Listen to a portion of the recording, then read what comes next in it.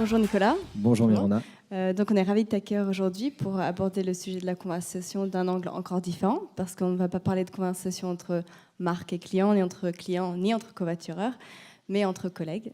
Donc on va se poser la question du rôle de la conversation dans l'engagement et le management des équipes.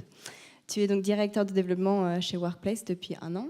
Et pour ceux qui ne connaissent pas Workplace, c'est donc une plateforme de collaboration, de travail, un réseau social d'entreprise qui existe depuis 2015, lancé par Facebook, et qui travaille aujourd'hui avec plus de 30 000 entreprises dans le monde, de profils très variés. Donc peut-être pour commencer, tu peux nous en dire un peu plus sur la genèse de Workplace. Donc, merci beaucoup pour l'invitation. Workplace est né du constat que la révolution qui avait eu lieu dans la conversation avec les clients, avec des pratiques mobiles, sociales, des médias riches, n'était pas encore intervenue aujourd'hui en entreprise. Ça, on l'a observé sur le marché, mais on l'a observé aussi chez Facebook, où en 2011, quand les groupes ont été introduits dans Facebook, comme une fonctionnalité de Facebook, on a vu les collaborateurs de Facebook s'approprier ça pour travailler en équipe et récupérer finalement tout ce qui faisait leur expérience dans leur vie d'utilisateur finalement de Facebook et dans celle des milliards de consommateurs qui utilisent aussi Facebook. Et donc c'est comme ça qu'on a pu comprendre, observer, et on a démarré avec un test qui s'appelait à l'époque Facebook at Work, qui nous a permis de comprendre quelles étaient les attentes des premiers clients sur cette nouvelle façon de travailler, voir comment ils pouvaient se l'approprier, ce qu'ils aimaient, ce qu'ils n'aimaient pas. Et donc c'est comme ça qu'en octobre 2016, on a lancé Workplace by Facebook, qui effectivement depuis a séduit beaucoup d'organisations de toute taille, de tous les marchés, toutes les industries, un peu partout dans le monde. Donc on est très contents jusqu'à présent.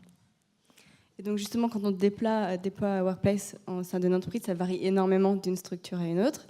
La petite anecdote, c'est que chez Advise, on utilise Workplace depuis 3 ans maintenant, et on a grandi vraiment avec Workplace. Ça doit être très différent quand on lance au sein d'une structure plus traditionnelle, plus grande, avec parfois des milliers de collaborateurs. Peut-être tu nous en... Oui. Donc c'est intéressant que tu utilises le mot lancer Workplace, parce qu'en fait, Workplace, chaque client est différent. Chaque client arrive avec sa culture, sa façon de communiquer. Mais lancer Workplace, c'est vouloir donner un signal fort qu'il va y avoir une nouvelle pratique, un nouveau ton pour la conversation dans l'entreprise. Et donc il y a vraiment ce lancement qui est un moment clé où c'est vraiment les dirigeants, les leaders qui s'approprient aussi Workplace pour donner ce signal-là. Après, pour revenir à ta question sur la culture, évidemment, nous on en tient compte et les clients tiennent compte de ça.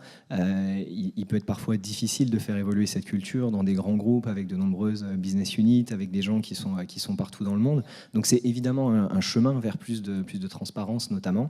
Mais c'est quand même un signal très fort. Un exemple que j'aime beaucoup, c'est ce qu'a fait Renault Retail Group, où ils avaient le constat, c'est que le lien social était inexistant, et c'est eux qui le disent chez Renault Retail Group, notamment si vous travaillez dans un garage chez Renault Retail Group, le sentiment d'appartenance au groupe Renault Retail était très faible parce que vous répariez des véhicules, vous étiez sur de la prévente, ce genre de choses. Et donc le choix de Renault Retail Group et de leur CEO Richard Boulini, ça a été de donner ce signal-là, qui était de dire: si vous installez sur votre téléphone l'application Workplace, eh bien, à tout moment, vous pourrez rester en contact avec ce qui se passe dans l'entreprise. Et ils l'ont mis en scène d'une façon superbe. C'est lors du Mondial de l'automobile.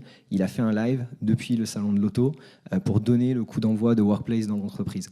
Et eux, leur succès, il a été immédiat, puisque instantanément, ils ont pu tous faire partie d'une même conversation et avoir des messages qui passent, des réactions à ces messages. Et là, ils avaient atteint leur objectif, et donc ça soutient ce changement culturel.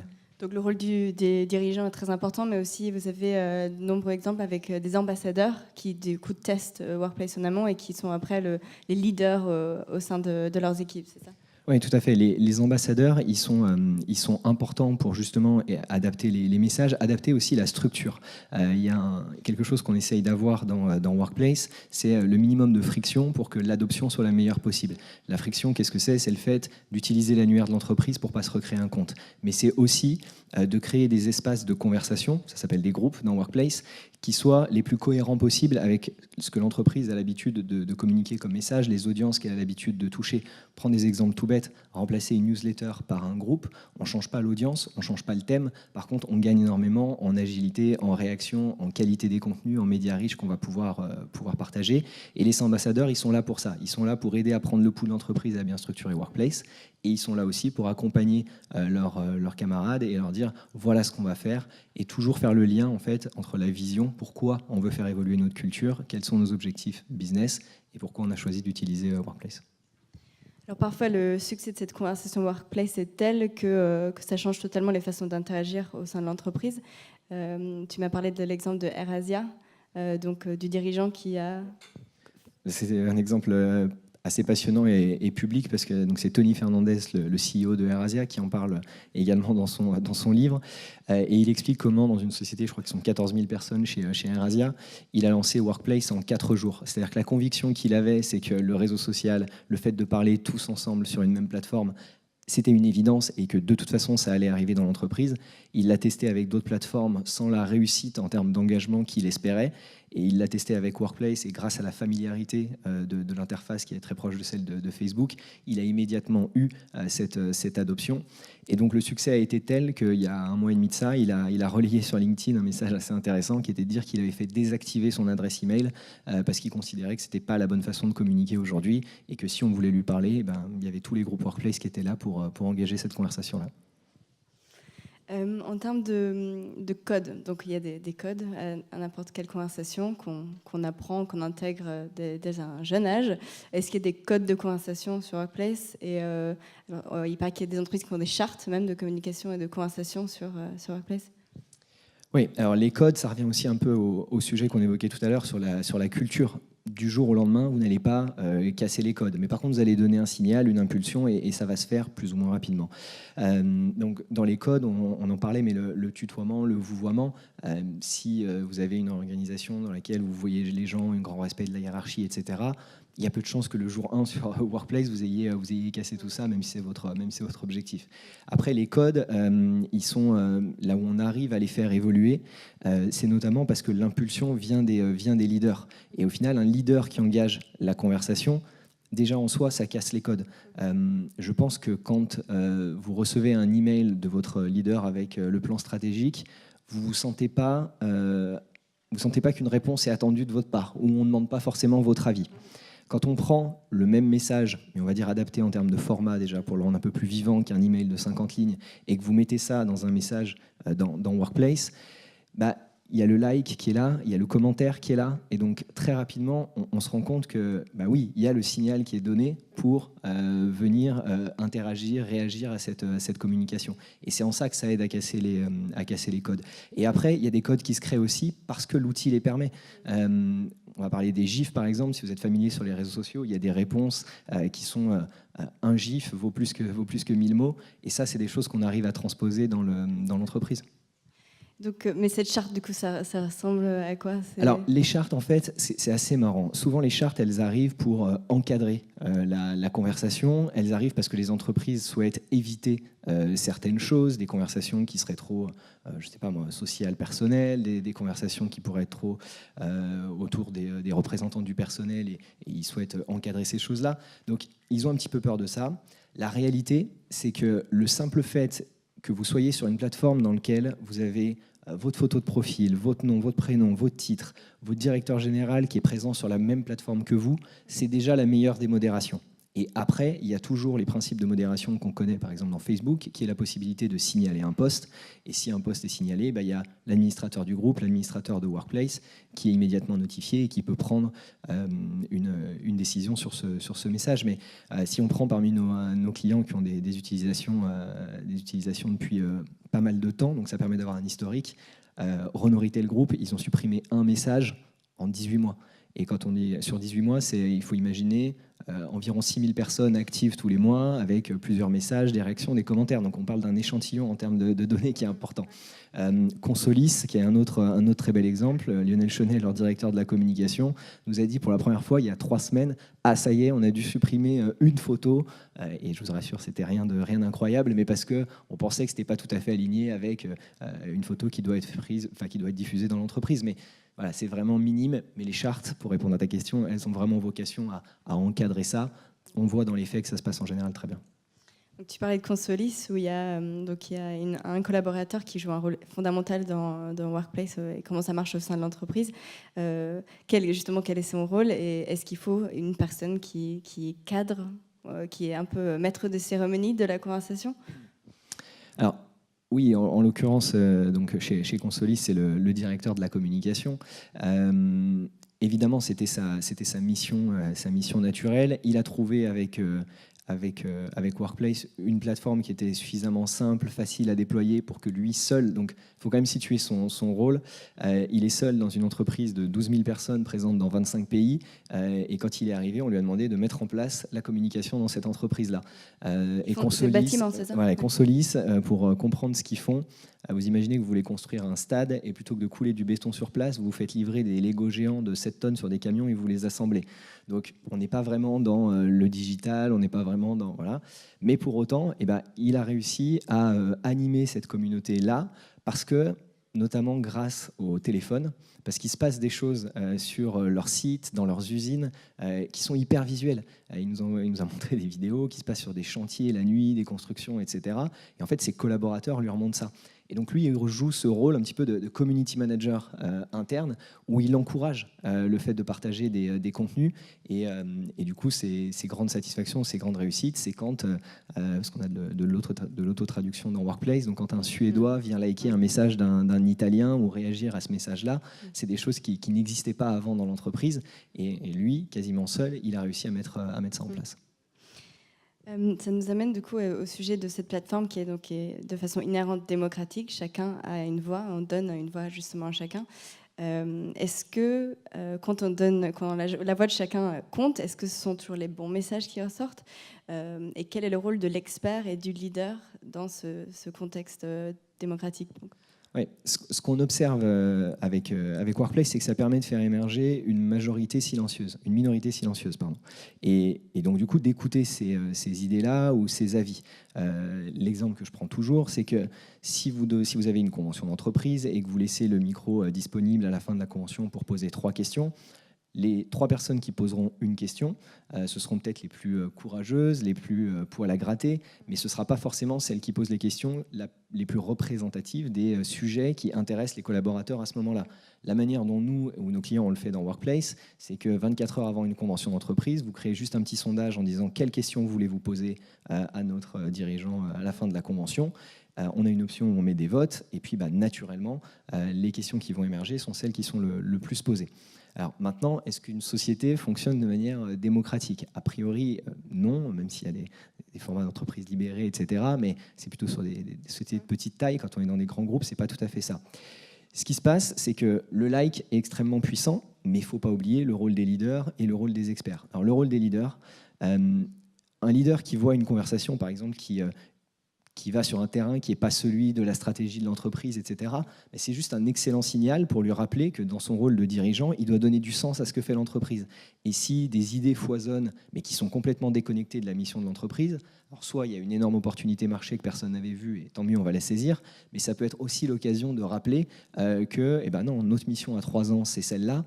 Et d'ailleurs, c'est un très bon message. On ne rappelle pas la mission de l'entreprise chaque fois lorsqu'il y a une publication des résultats ou pour les vœux de la nouvelle année. Il peut y avoir des signaux comme ça qu'un leader peut capter pour redonner du sens dans l'entreprise. Et c'est pareil pour les experts. De plus en plus, on travaille dans des sociétés où la data a un poids extrêmement important dans la prise de décision. Donc, je vais donner un exemple tout bête. Vous avez 10 commerciaux qui reviennent de rendez-vous et qui disent « Ah ouais, mais nous, on a tous nos clients qui nous demandent ça. » Ok, super, mais est-ce que c'est une tendance de fond, parce que ces 10 clients-là, est-ce qu'ils sont représentatifs, ou est-ce qu'à côté de ça, il y a un expert de la data qui a fait une analyse des comportements sur le site et qui va vous dire « Je comprends, mais nous, ce qu'on observe dans notre échantillon, avec des choses beaucoup plus rationnelles, c'est que c'est pas tout à fait ça, et ainsi de suite. » Donc, ce qui est important, c'est que cette conversation, elle soit transparente, pour que si jamais je me pose une question, si jamais je me dis « Mais pourquoi est-ce qu'on a pris telle décision ?», j'ai le contexte et que chacun ait eu la possibilité de donner une voix et donner son avis. Donc, si on revient donc à la culture d'entreprise qui est encouragée par la mise en place de Workplace, donc tu as parlé d'authenticité, de transparence. Est-ce qu'il y a d'autres valeurs qui sont inhérentes en fait au déploiement de Workplace? Ouais, je pense que le thème clé, c'est vraiment celui de la transparence. On voit que les sociétés dans lesquelles l'adoption arrive très rapidement, c'est ceux qui donnent ce signal de l'ouverture. Donc la transparence, ça ne veut pas dire que les comités, les conseils d'administration ou les comités de direction sont en live pour tous les collaborateurs, mais ça peut vouloir dire par exemple qu'à l'issue d'un comité de direction, vous faites un live de 2 minutes pour partager en temps réel les quelques messages clés qui ont été pris. Donc culture d'ouverture, c'est extrêmement important. Une culture de la bienveillance aussi, le fait de pouvoir reconnaître, encourager ce que font les autres et de le faire dans un climat de confiance pour se sentir finalement, oui, on a le pouvoir de partager ce qu'on fait et ça peut servir à tout le monde. Et surtout, ce qu'on voit chez nos clients, c'est une culture de la reconnaissance. C'est extrêmement important. Je vais reprendre l'exemple de Renault Retail Group parce que je le trouve génial. Ils ont un diplôme qui s'appelle le COTEC, qui est un diplôme technique qui remettent après des années et des années d'expérience. Auparavant, ce diplôme-là, il était remis à la fin d'une journée de travail par le chef d'atelier aux collaborateurs qui avaient mérité ce diplôme. Mais encore une fois, c'est vraiment une vraie distinction chez eux. Quand ils sont passés sur Workplace, la remise du diplôme a juste fait l'objet d'une photo partagée dans le groupe de la région. Et donc, du coup, l'audience, qui était 3 personnes pour remettre ce diplôme à la fin de journée de travail, est devenue l'ensemble des collaborateurs d'une région, c'est-à-dire des milliers de personnes, avec le directeur régional, qui donc systématiquement met un petit mot pour féliciter, et même parfois, et assez régulièrement, un mot du directeur général. Et donc, quand vous étiez plutôt isolé dans un garage avec votre chef d'atelier qui vous remettait un diplôme, vous étiez content. Quand vous rentrez à la maison et que vous dites j'ai eu les félicitations de mon directeur général qui gère 12 000 personnes partout en France, ça n'a pas tout à fait la même signification. Donc cette culture de la reconnaissance, elle est extrêmement importante. Et pourquoi elle est importante pour relier ça aux enjeux des entreprises que nous rencontrons avec lesquelles on travaille, c'est que l'engagement des collaborateurs est clé pour la rétention des talents notamment. Et donc c'est un moteur très puissant à utiliser. Donc c'est plutôt clair que la conversation est ouverte et fluide et vraiment facilitée avec Workplace. Mais si elle se limite à la conversation, l'engagement et le management d'une équipe, si on ne faisait que ça serait inquiétant. Donc comment est-ce que Workplace aide les équipes à passer de la conversation à l'action ? Est-ce qu'il y a des intégrations ? Est-ce que vous faites... C'est un très bon point. C'est que dans cette notion de conversation, il y a le côté un peu freestyle, quoi. On discute, etc. La réalité, c'est qu'une entreprise est aussi là pour prendre des décisions, agir. Et donc, le fait de basculer vers peut-être une structure dans le traitement de cette information-là est important. On peut prendre plusieurs exemples. On a annoncé récemment, par exemple, une intégration avec Jira pour de la gestion de tâches et de projets. Voilà comment, au sein d'une conversation, je peux rebondir et faire le lien en disant « Ok, on vient de se dire qu'on allait faire ça, ça, ça et ça, et on va le structurer dans un outil. » Et nous, on le propose via une intégration qui est transparente à la fois back-office et pour l'utilisateur, pour que ce soit dans la conversation naturelle, un flux naturel. Un autre exemple sur la gestion des idées. Toutes les entreprises, notamment les grandes, ont eu des campagnes d'idéation sur le principe de « oui, mais il y a beaucoup plus de bonnes idées en interne, mais on n'arrive pas à les écouter, donc qu'est-ce qu'on fait ? On lance une plateforme d'idéation qui est une énième app à installer sur le téléphone avec un compte à se créer, etc. » On a des sociétés, notamment des partenaires qui ont eu une approche un petit peu différente et qui se disent si simplement je venais tirer parti de la conversation en cours pour transformer ça en projet d'idées. Et si je venais enlever encore une fois les frictions pour créer des nouvelles idées, des nouveaux projets. Donc on a Sideway 6 qui est une société qui propose ça avec Workplace et qui tire parti de la conversation pour avec un simple hashtag qui est par exemple la campagne d'idéation du moment. Donc c'est juste un hashtag plutôt qu'une app, c'est quand même un peu plus simple. Et eux, ils viennent structurer et par exemple solliciter l'utilisateur qui a eu une idée en lui disant « Hey, ton idée a reçu 10 likes ». Donc, tu imagines que tu es sollicité via un chatbot qui vient te dire « Bonjour Miranda, merci pour ton idée qui s'appelle Tadala. J'ai quelques questions à te poser. » Et donc, du coup, on passe d'une idée qui est balancée dans une conversation à une idée qui devient structurée avec une plateforme qui est faite pour ça derrière. Donc, je pense que c'est des bons exemples de comment tu passes d'une information, on va dire, conversationnelle à un vrai process d'entreprise. Et justement, le passage donc, à une conversation virtuelle à réelle, tu parlais aussi d'une interaction avec un bot, par exemple, qui permet de proposer des déjeuners aléatoires. Ouais. Exactement, ça c'est quelque chose qu'on a chez Facebook qui nous est proposé. C'est qu'on a des métiers variés, des profils variés, il y a énormément de richesses et de personnes à rencontrer. Et donc on a un petit bot, il suffit de dire qu'on veut participer. Et donc tous les mercredis matins, il nous demande si on est dispo pour déjeuner. Et si on est dispo pour déjeuner, il nous fait un match avec quelqu'un de l'entreprise qui a priori est dans une fonction un peu éloignée de la nôtre. Et donc ça nous monte un déj comme ça pour découvrir d'autres personnes. Donc c'est aussi un moyen d'avoir ces interfaces conversationnelles qui nous permettent de rencontrer des gens dans la vie réelle. Et ces intégrations vont se multiplier, il me semble. Oui, C'était l'annonce qui a été faite récemment. On a annoncé 52 intégrations. Nos clients, et notamment les directions techniques informatiques de nos clients, ont aussi la possibilité de développer leurs intégrations, encore une fois pour coller à leur culture, leur code et leur façon de travailler. Donc oui, on a vraiment cette vocation-là. Et donc la conversation va au-delà en fait du cadre de l'entreprise parce que vous permettez aussi aux entreprises d'interagir entre eux. Il me semble que tu avais une anecdote à ce sujet par rapport à hier soir. Ouais, mais dans les conversations à table, on a beaucoup parlé. Il y avait une finale de Coupe d'Europe de foot hier soir. On en a beaucoup parlé. Moi, j'étais présent parce que j'aime ça et j'aime le club qui jouait. Et donc c'est l'Olympique de Marseille qui est un de nos clients sur Workplace.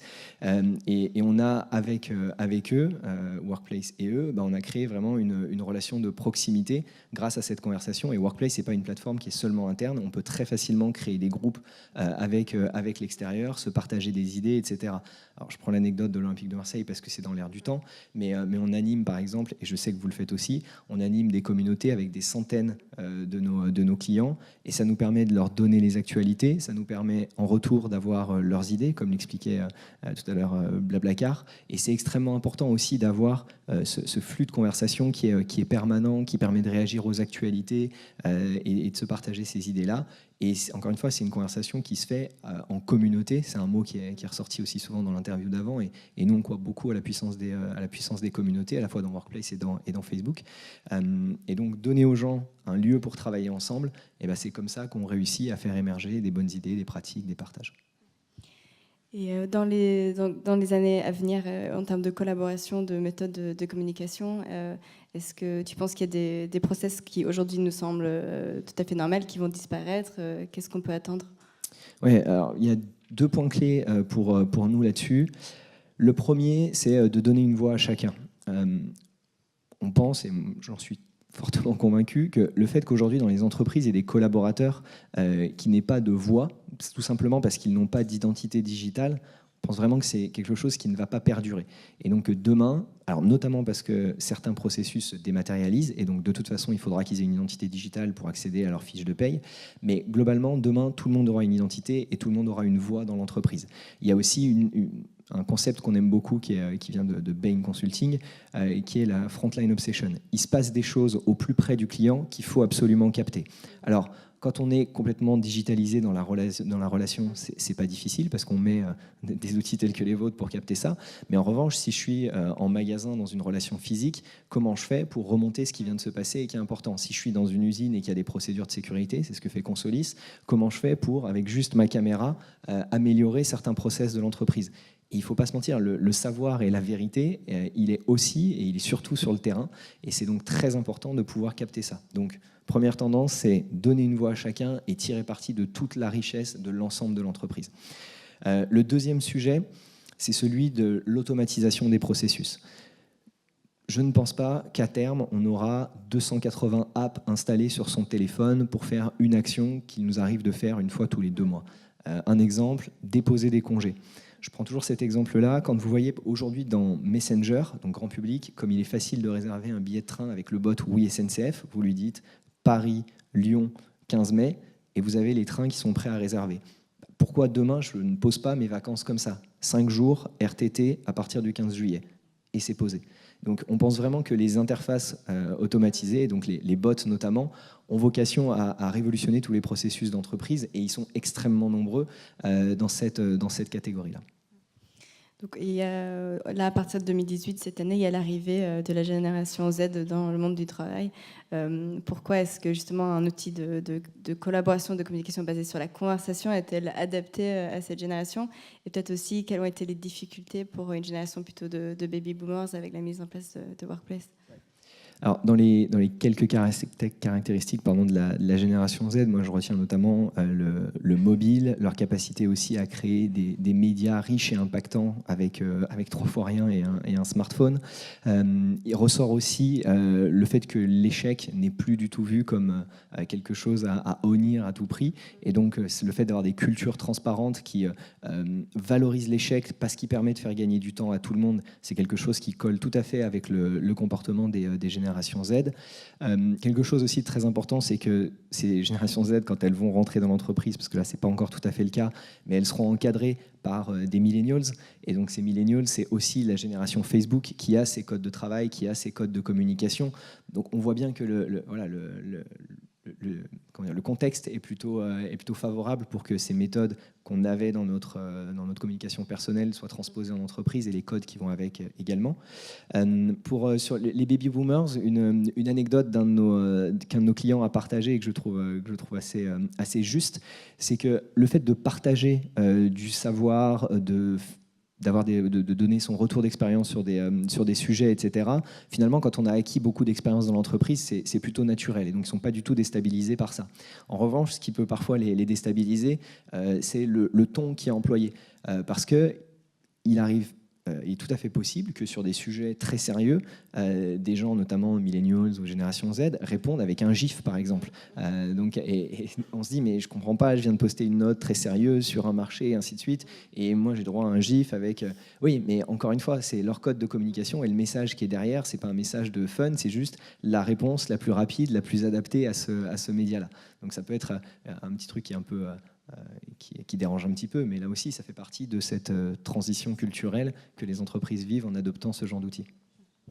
On a quelques questions. Une sur la sécurité des échanges et la confidentialité des données sur Workplace. Peut-être tu peux donner Oui, bien sûr. Question du public. Donc, je ne l'ai pas précisé en introduction. Quand on a développé Facebook at Work puis Workplace, on s'est vraiment approprié tout ce qui faisait la richesse et ce que les gens appréciaient dans Facebook pour l'opérer dans un service qui est complètement pensé pour les entreprises. Et donc, ce que les entreprises nous demandent aujourd'hui, c'est d'être certifiées. Donc, on a la certification ISO 27001. Il y a des rapports d'auditeurs externes qui sont faits sur nos plateformes, les audits SOC 2, SOC 3. On a mis à jour récemment, évidemment, nos contrats avec un avenant pour être en conformité avec la RGPD, etc. Donc, on est vraiment dans le monde des solutions SaaS avec ce que sont les attentes des clients dans ce domaine-là. Et une autre question, donc une entreprise dans la salle se pose la question de la mise en place de Workplace et se demande si c'est quelque chose qui peut venir remplacer un intranet. Est-ce que ce sont les mêmes paramètres, les mêmes fonctionnalités ? Alors, c'est très intéressant parce que dans Workplace, on voit 3 phases d'adoption qu'on a évoquées, mais sans le dire. La première phase, c'est celle du partage. Donc, c'est ce côté très top-down et réaction, donc top-down, bottom-up. Et effectivement, ça, c'est plutôt la vocation d'un intranet. Je reviens juste après sur la question. La deuxième phase, c'est celle de la collaboration. On commence à créer des communautés, des groupes d'équipes, etc. Et la troisième phase, c'est celle de l'automatisation qu'on a évoquée tout à l'heure. Et ces phases, elles arrivent plutôt dans cet ordre-là. Pourquoi ? Parce que c'est en construisant votre audience avec cette communication top-down, avec le message fort des leaders, que c'est la plateforme de communication de l'entreprise, que derrière, vous vous assurez que les gens restent engagés pour la partie collaboration et automatisation. Pour revenir sur les intranets, je pense que la meilleure réponse à donner, c'est les exemples de nos clients. Certains de nos clients avaient des intranets très documentaires, donc avec des informations plutôt froides qu'on venait consulter une fois de temps en temps et qui évoluent pas régulièrement. Dans ce cas-là, ils ont tendance à les conserver, mais ils font de Workplace justement la plateforme conversationnelle qui peut faire des renvois vers ces documents-là. Je vous donne un exemple tout bête. On a des groupes qui sont très populaires, par exemple, questions fréquemment posées à la RH. Il est possible que les questions fréquemment posées à la RH, il y ait une petite réponse en quelques lignes, mais il y a un document correspondant qui soit stocké quelque part. L'une des pratiques, ça peut être de donner la réponse et en plus de mettre un lien vers la base documentaire historique. Mais on a également des clients qui ont décidé de stopper leur intranet pour n'utiliser que Workplace. Et Workplace, on a quelques fonctionnalités qui permettent d'en faire un vrai canal de communication institutionnelle. Par exemple, en faisant la promotion de certains posts, donc en les surpondérant dans le fil d'actualité, ou en mettant avec des profils VIP certaines personnes pour s'assurer que leur message soit plus visible que d'autres. Donc on arrive tout à fait à remplacer un intranet. Et d'ailleurs, nos clients nous le disent de manière unanime. l'engagement que vous allez trouver dans des plateformes comme celle-ci n'a rien à voir avec ce que vous avez sur un intranet. C'est-à-dire que sur les intranets, on a des taux de visite qui sont à 10, 15, 20%. Les meilleurs, c'est parce qu'ils le mettent en page d'accueil, donc forcément il y a de la visite, mais il n'y a pas beaucoup d'engagement, il n'y a pas de réaction, il n'y a pas de like.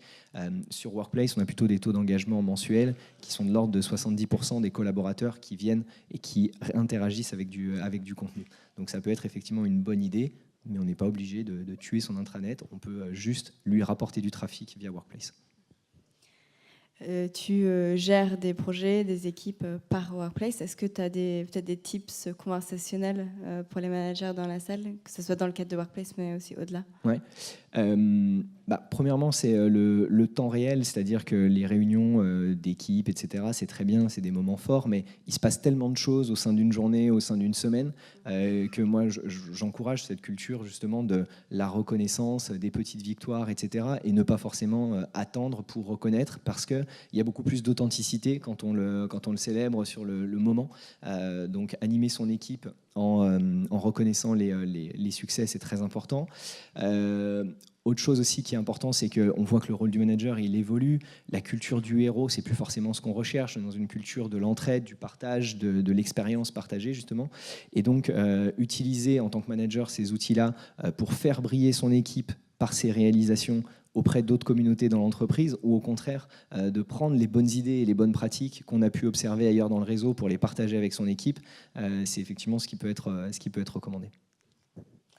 On va conclure là. Merci beaucoup, Nicolas. Merci beaucoup. Merci.